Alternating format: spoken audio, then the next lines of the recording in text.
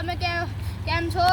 અત્યારે મારે રજા હતી તે કારણથી અમે ઝાડોમાં પાણી પાઈ રહ્યા છીએ અને વધારે તડકો પણ પડે છે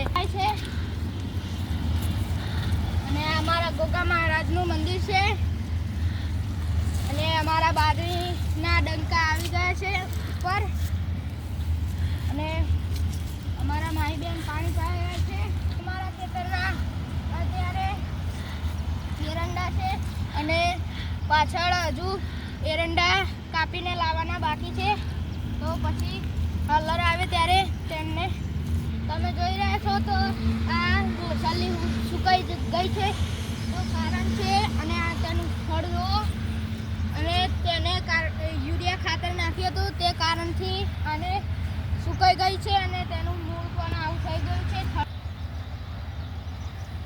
યુરિયા ખાતર કોઈ પણ ઝાડમાં નાખવું નહીં અને સાણિયા ખાતર જ નાખવું જોઈએ કારણ કે યુરિયા ખાતરથી આવી હાલત થઈ જાય છે.